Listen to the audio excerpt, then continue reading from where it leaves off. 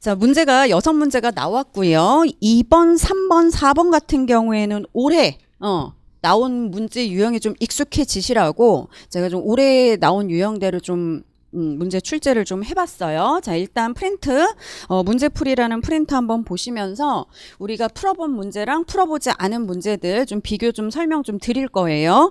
일단 우리가 푼 문제는 지금 문제 2번입니다. 그쵸? 문제 2번과 지금 프린트에는 문제 1번의 차이점이 뭘까요? 문제 1번하고 문제 2번. 지금 우리가 쓴 문제는요. 지금 문제 2번이잖아. 내국세 등의 부가 징수 등에 대해서 설명을 하고 그 다음에 체납된 내국세를 세무서장이 징수할 수 있는 경우 요건을 쓰라는 거죠. 그러니까 사실 요 내국세 등의 부가 징수에 대해서 쓰라는 거는 법제 사조를 쓰라는 거거든요.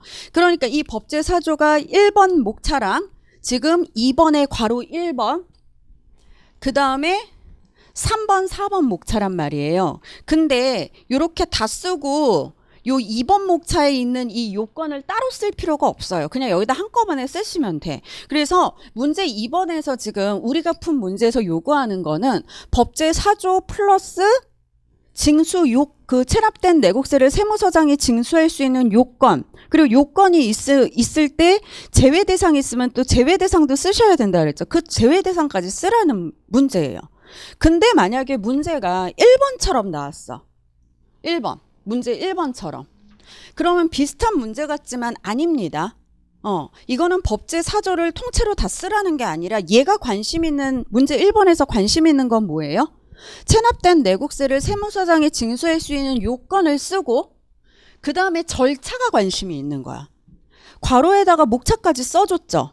그 절차에 대해서 여러분들이 헷갈려 하실까봐 세관장과 세무서장의 통지 규정을 쓰라 라는 얘기까지 한 거예요. 그러니까 일단 문제 1번 우리가 풀어보지 않았으니까 한번 봅시다.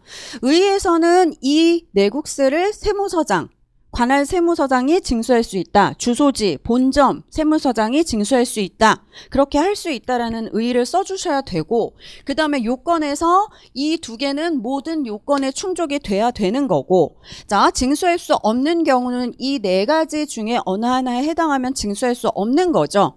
이 요건에 해당되더라도. 그래서 요거는 뭐 굳이 요거까지 막 목숨을 걸 필요는 없어요. 이 요건만 제대로 들어가면 돼요. 대부분 이렇게 여러 개가 법에 규정돼 있을 때는 거의 대부분 다음에 어느 하나에 해당하는 경우예요. 말 안 하더라도. 근데 요 요건은 모든 요건에 해당돼야 되기 때문에 그 언급을 해달라라고 얘기를 한 겁니다. 그치? 자, 그렇게 쓰셔야 되는 거고 그 다음에 이제 절차적인 부분 세관장이 먼저 세무서장에게 통지를 해야겠죠. 세무서장은 아무 내용을 모르고 있어요. 그렇기 때문에 내국세, 체납된 내국세 징수에 관한 사항을 기재해가지고 내용을 서면으로 통지해야 됩니다. 그 전에 뭐 해야 돼요? 위원회 의결 거쳐야죠. 관세체납정리위원회의 의결을 거쳐서 만약에 여러분 위원회 이름이 갑자기 생각이 안 날 때가 있어. 그럼 하고 멈추시면서 1분 보내지 마시고요. 그냥 관련 위원회라고 일단 하세요. 관련된 위원회라고 해두시고 갑자기 이게 생각이 안 날 때가 있어요. 근데 위원회를 의결을 거친다는 거를 쓴다는 게 의미가 있는 거니까 이 친구가 위원회 이름을 알면 좋겠지만 조금 몰라도 그렇게 큰 감점이 되지는 않을 겁니다. 자, 그 다음에 세무서장이 이렇게 징수 요청을 받았죠. 그리고 가만히 있으면 안 되지. 징수를 한 경우에는 징수 내역을 통보를 해야 되는 거예요. 근데 징수가 불가능해요. 뭐 마음에 드는 거 하나 쓰세요. 뭐 불복 절차 개시, 뭐 행방불명 등의 사유로 더 이상 체납 처분 절차가 불가능하면 그 사실 세관장한테 알려야죠. 나 실패했어요. 그리고 체납자에게도 통지를 합니다. 이게 절차적인 부분에 다예요. 절차라고 해서 무조건 날짜가 나와야 되고 그러는 게 아니라는 거지. 아시겠죠? 그래서 1번과 2번이 그런 차이가 있는 문제입니다.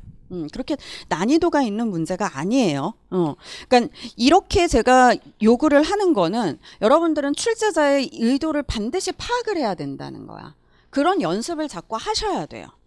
그래서 쓸 때 있는 목차를 써야지 쓸 때 없는 목차를 자꾸 쓰시면서 지면 낭비와 시간 낭비를 할 필요가 없다라는 거예요. 아시겠죠?